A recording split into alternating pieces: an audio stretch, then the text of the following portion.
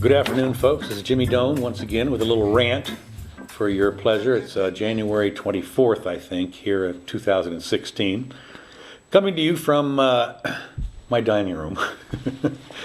Another piece of news that popped up is more about the standoff in Oregon. As you know, there are, I don't know, maybe 100 or 200 or 300 people on this farm in Burns, Oregon, that have essentially occupied a federal facility, which I believe is right next to this this guy's farm, not Bundy, but the other guy, and I forget. And I'll come in because Bundy was from another farm, but they were going to basically take over this guy's land or arrest him for doing something about the burns and so forth. But I say the burns, okay, Burns, Oregon, interesting.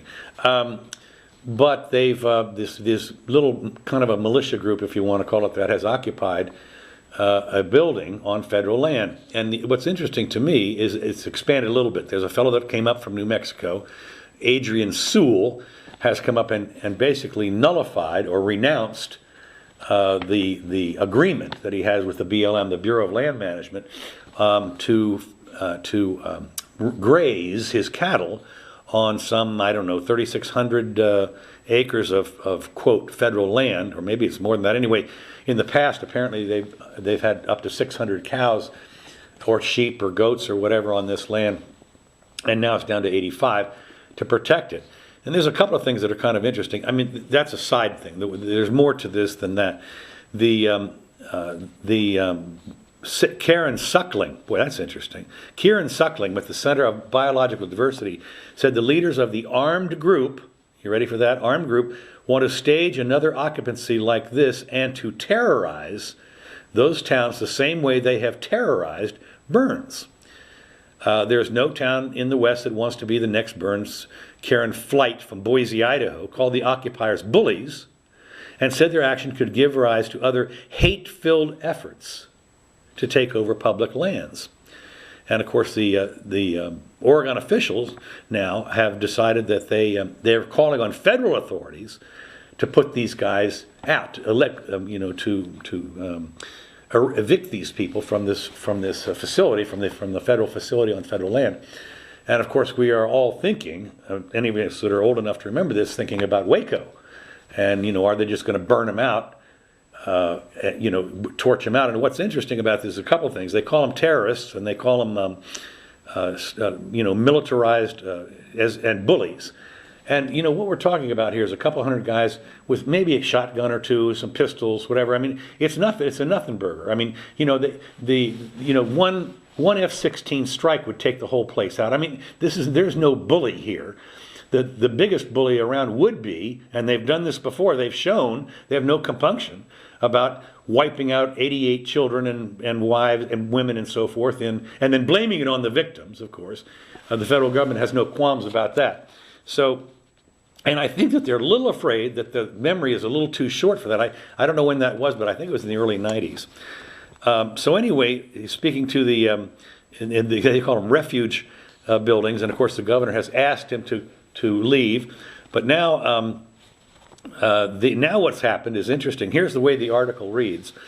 The group recently bolstered a front entrance blockade with timbers and set up another checkpoint at the back entrance. The Associated Press was not allowed to enter the area Friday without an escort from an armed militant. I mean, this is hysterical, an armed militant. Well, you wonder, you wonder, is this Fallujah, or is this the Mideast or something? This is a little local dorky thing over some speck of federal land or taxpayer land or whatever you want to call it. And of course, a lot of the local residents have asked the Bundy group. Now remember, Bundy's from another land grab by the BLM, and he's down there, and they want to turn a grazing right from a right into a privilege.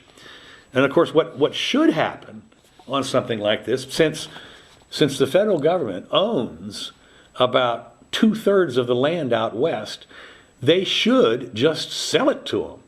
Carve out a couple of 100 acres or 1,000 acres and just sell it to them. But it turns out it's illegal, and has been for not that long, maybe 20 years or so, maybe 30, I don't know.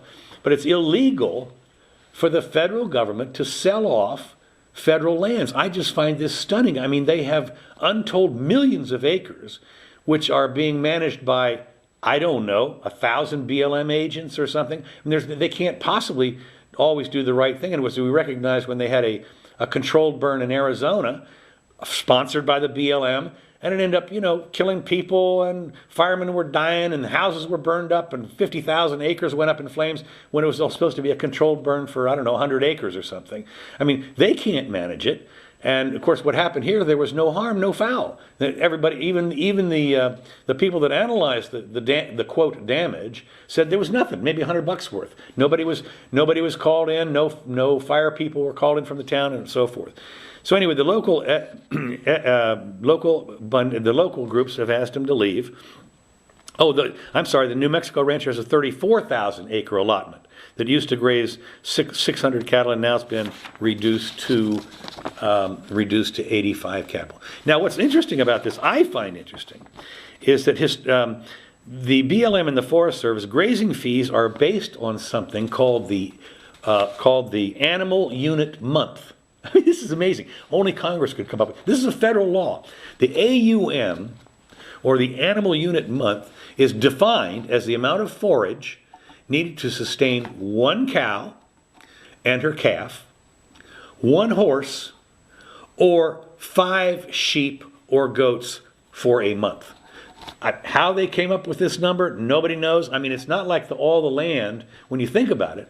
There are some grazing lands that are almost barren, and others that are like where the buffalo used to roam. I mean, they're big, what do you call it, the meadows, the vast meadows of the West. So anyway, this is set through a congressionally mandated manual that currently the cost is $1.69 per AUM. That's what they have to pay for grazing fees. And of course, the BLM said that fiscal year 2014.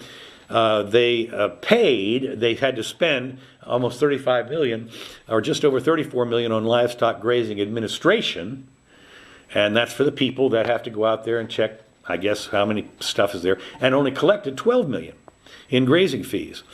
And of course, environmental groups say that the fees are artificially low, it ought to pay for itself, and so forth. But what amazes me is that this argument is all over. If you take $34 million in costs, $12 million in revenue, they're losing about $26 million. The BLM, if you want to call it that, and the United States government is losing about $26 million a year.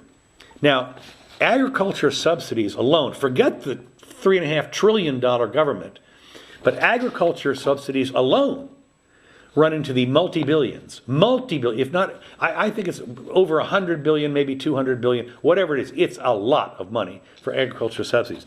And these people are arguing over 26 million. It's not a rounding error. It does not rise to the level of a rounding error in the BLM or the agriculture budget. Now, it might be more than a rounding error in BLM, but still, all in all, it's no money. I know that people that would love to live on $26 million or whatever might think it's a lot, but spread over the entire multi-billion-dollar ag budget and whatever the BLM budget is, it's not even pocket change. So this is what this is all about. They're going to call in the full force of the federal government at some point, I guess, to try and evict these people. And of course, the only way they can do it, the only tool they have is guns. I mean, what else can you do? That's the only tool they have, is weaponry.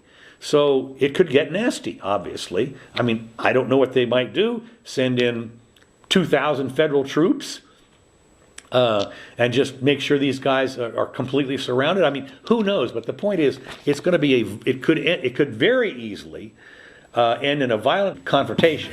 And the question is there anything that could go wrong?